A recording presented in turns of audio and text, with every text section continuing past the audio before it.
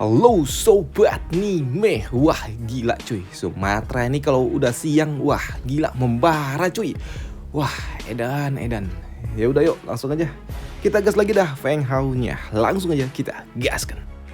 Mereview sedikit dari part sebelumnya. Setelah Feng Hao mendapatkan informasi di mana markas utama aliansi cahaya berada, di sini Feng Hao dia pun langsung meluncur ke tempat itu.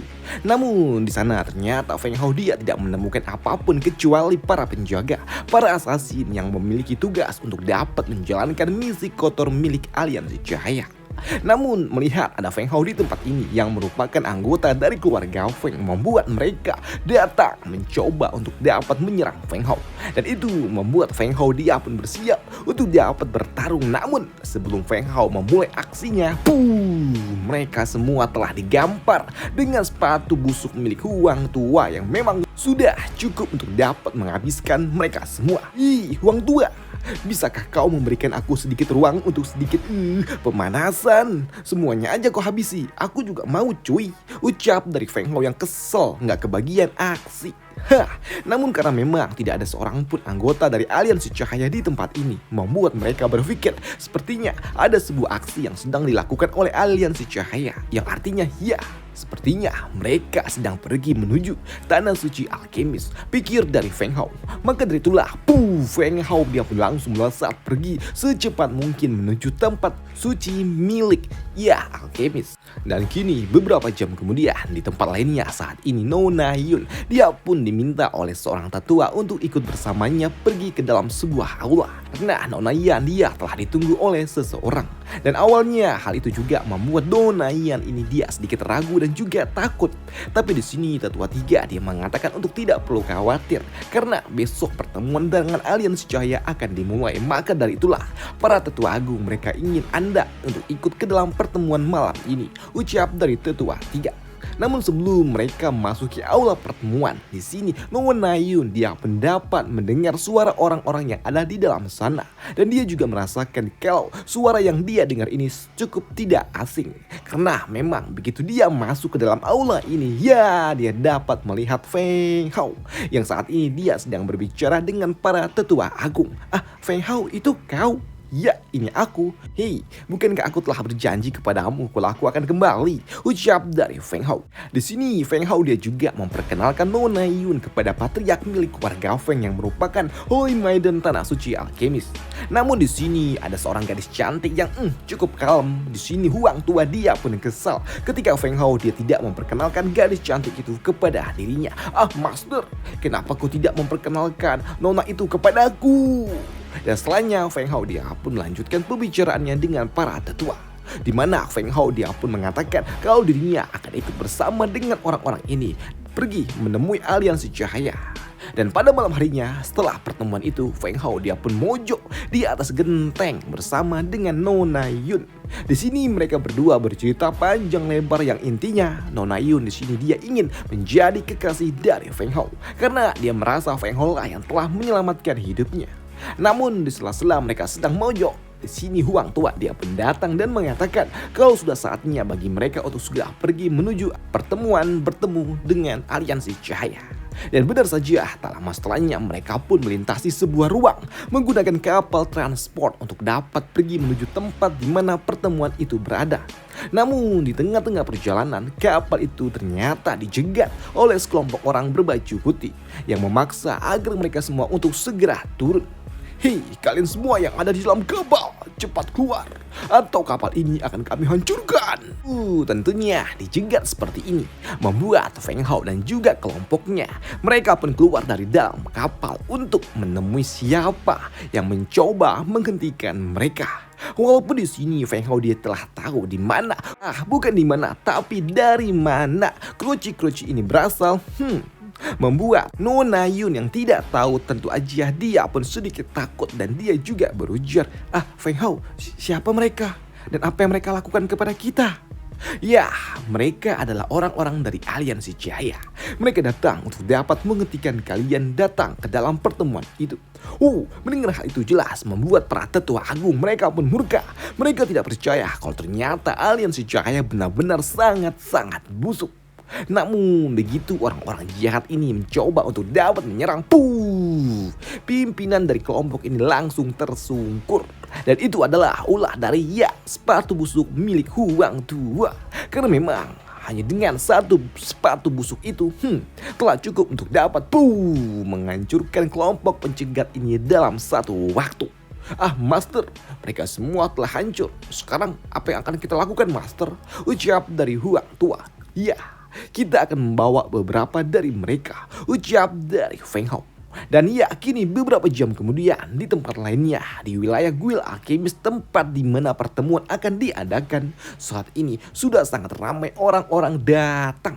Selain para alkemis yang ada di tempat ini atau di kota ini, tentunya ada juga beberapa pihak lainnya yang datang hanya untuk melihat pertemuan penting ini. Dan tidak lama setelahnya, kini datanglah orang-orang dari pihak Aliansi Cahaya yang siap untuk melakukan negosiasi. Dan kedatangan orang-orang ini jelas membuat para alkemis yang ada di kota ini mereka tidak senang, karena mereka tahu semua niat busuk milik Aliansi Cahaya. Selain itu juga datanglah 3 perwakilan dari 3 keluarga imperial, yaitu tetua dari keluarga Li, keluarga Sun, dan juga keluarga Wang.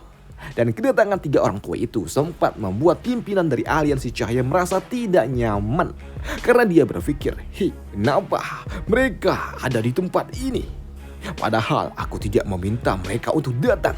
Apakah mereka datang untuk menghentikan pertemuan ini? Sungguh menjijikkan. Padahal mereka telah menerima berkat yang aku berikan, berkat yang diberikan oleh kuil cahaya, dan sekarang mereka ingin mengganggunya. Dasar. Tapi sayangnya kalian sudah terlambat. Karena meskipun kalian bertiga telah bersatu, tapi tetap aja kalian tidak akan dapat menekan aliansi cahayaku. Pikir dari orang tua ini. Dan tidak lama setelahnya, kini rombongan dari Tanah Suci pun tiba. Dan kedatangan dari orang-orang ini jelas menarik perhatian bagi mereka semua yang ada di tempat ini. Bagaimana tidak, saat ini yang datang itu adalah 3 tetua agung serta Holy Maiden yang datang bersama dengan 2 orang keluarga Feng dan juga 1 orang yang gak diketahui. Melihat kedatangan orang-orang dari keluarga Feng jelas membuat Pak Tua ini dia pun bertanya-tanya tentang apa yang sedang dilakukan oleh keluarga Feng di tempat ini. Tapi biarkan saja. Lagi pula saat ini Holy Maiden juga telah jatuh ke tangan aliansi kami. Dan sekarang dia adalah boneka dari aliansi cahayaku. Pikir dari orang tua itu yang berpikir kalau utusan yang dia kirimkan telah berhasil menjalankan tugasnya. Namun ketika orang tua itu dia melihat mata dari Nona Yun, dia pun bingung. Bukankah itu tidak. Itu bukan mata dari para boneka. Kalau begitu, apakah mungkin tim penyergap mereka telah gagal? Pikir dari orang tua ini. Tapi dia di sini juga berpikir bagaimana bisa hal ini dapat terjadi. Bukankah tim penyergap terdiri dari 50 orang master? Dan lantas bagaimana mereka bisa bertahan dari tim elit seperti ini? Pikir dari orang tua ini. Dan karena sepertinya rencana awal telah gagal, mereka ini, orang-orang tua ini, mereka ingin segera aja mulai negosiasinya. Namun di sini Feng Hao dia pun berujar, tunggu dulu. Sebelum negosiasi kita mulai, aku memiliki sedikit hadiah untuk kalian, Aliansi Cahaya. Apa? Hadiah? Tidak perlu. Kami tidak perlu hadiah. Ucap dari orang tua itu yang kini mulai curiga. Cepat kita mulai aja negosiasinya. Namun untuk Feng Hao dia pun berujar, tenang, hadiah ini pasti kalian akan menyukainya. Pelayan, tolong keluarkan hadiahnya. Dan hadiah yang dimaksud oleh Feng Hao adalah sekumpulan orang-orang berbaju putih yang merupakan antek-antek aliansi cahaya. Melihat hal itu, di sini para orang-orang tua ini mereka pun tahu kalau itu adalah utusan dari aliansi cahaya dan sudah koit semua. Dan untuk ketua dari aliansi cahaya cabang Tianlu dia pun sama. Dia tidak percaya bagaimana bisa hal ini dapat terjadi. Apa? Tidak mungkin. Bagaimana bisa ini terjadi? Siapa yang melakukannya? Tidak. Keluarga Feng mereka tidak memiliki kualifikasi untuk melakukan ini semua. Apakah mungkin orang tua cebol itu dan tahu kalau dirinya tidak mungkin lagi dapat menghentikan semua ini, membuat orang tua itu dia pun mencoba untuk kabur. Tapi palanya malah dicomot oleh Feng Hao. Mau kemana kau orang tua? Bukankah kita belum menyelesaikan negosiasinya? Ucap dari Feng Hao.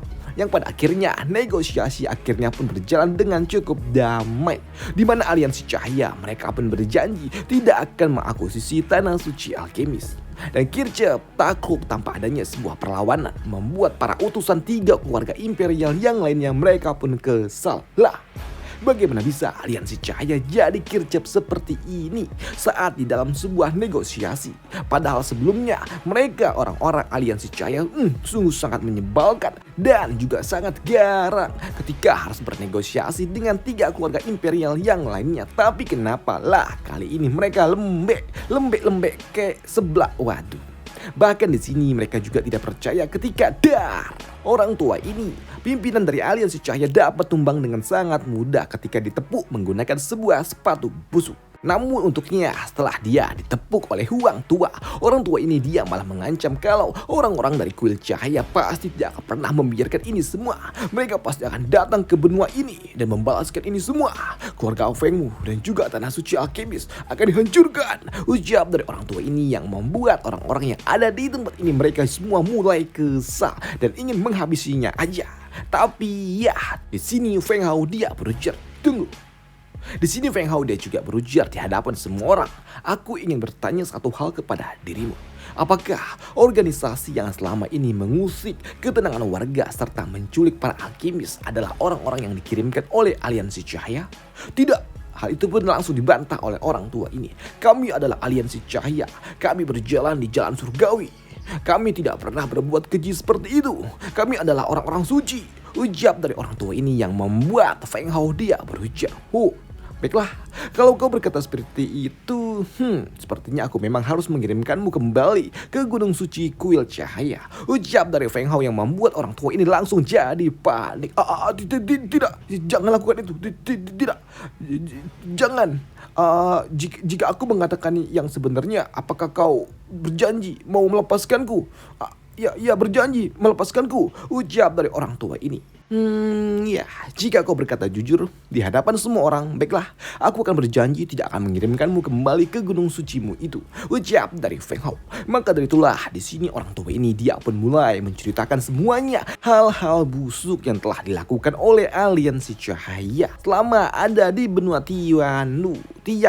Ya, mereka juga menghabisi para elit-elit dari setiap keluarga besar yang ada di dinasti ini, bukan dinasti, benua ini, untuk merebut kekuasaan dan juga pengaruh dengan tujuan utama adalah untuk menguasai seluruh dunia.